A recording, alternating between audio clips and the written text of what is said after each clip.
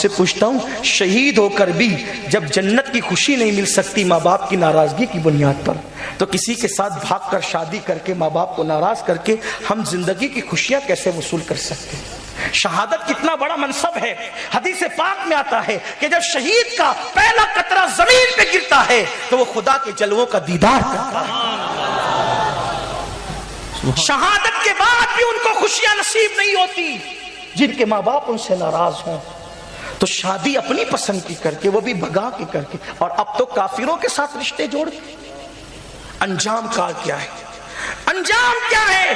سوچو، بچپن کی موج مستیوں کے اندر فلمیں اور سیریل دیکھ کر غلط فیصلہ کرنے والوں، آؤ آج ایک فقیر بے نوا آپ کی چوکھٹ پہ صدا دے رہا ہے، اس راستے مت جاؤ جس راستے میں کبھی خوشی نہیں ہے، اس راستے مت جاؤ جس میں دکھ ہی دکھ ہے، اس راستے مت جاؤ جس میں تباہی ہی تباہی ہے، اس راستے مت جاؤ جس میں بربادی بربادی ہے۔ وہاں جا کر کون خوش رہا ہے؟ جو آپ خوش رہ سکتے ہیں۔ اور رہی بات اچھے رشتے کی، رہی بات اچھے شوہر کی، رہی بات اچھی بیوی کی، تو ہم مسلمان ہیں، ہمارا ایمان ہے، ہم پیدا بھی نہیں ہوئے تھے، قدرت نے ہماری تقدیر لکھ دی، اور تقدیر میں جو ملنا ہے وہی ملے گا، جسے ملنا ہے وہی ملے گا۔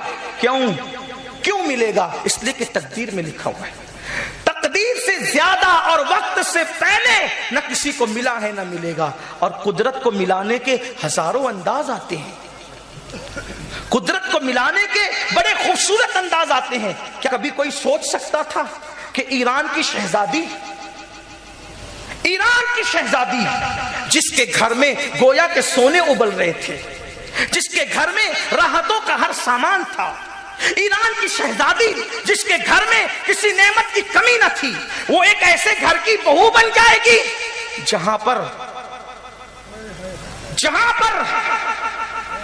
خوشیاں قناعتوں کو رشک کی نظر سے دیکھتی ہے، جہاں کی قناعتوں کا عالم یہ ہے کہ ایک مہینے تک جن کے گھروں میں چولہے نہیں جلتے، جن کے یہاں پیٹ پہ پتھر باندھے جاتے ہیں، جن کے یہاں بیماری پر دوائیں بھی نصیب نہیں ہوتی، جن کے یہاں اگر بھکاری آ جائے تو اللہ اکبر بظاہر دینے کو کچھ نہیں ہوتا، تو اپنی سخاوتوں کا اظہار اپنے گھر کا مسلح لپیٹ کر دے کر کیا کرتے ہیں۔ کیا کوئی یہ تصور بھی کر سکتا تھا اتنے بڑے گھرانے کی شہزادی جو ہے اللہ اس گھر میں آئے گی جہاں قناعت ہے؟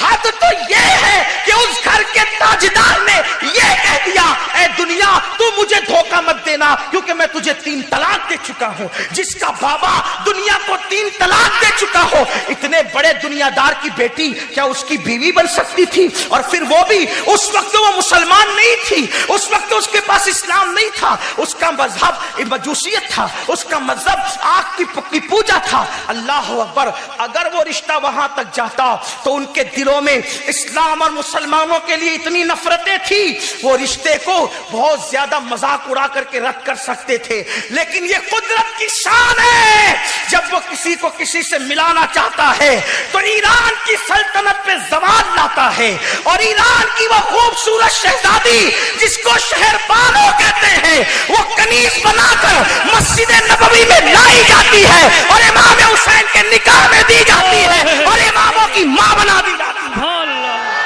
نعرہ تکبیر، نعرہ رسالت، مسلک اعلی حضرت، سبحان اللہ سبحان اللہ، واہ۔ قدرت اس طرح ملاتی ہے، اس شان سے ملاتی ہے، لیکن ہمیں قدرت پر یقین تو چاہیے۔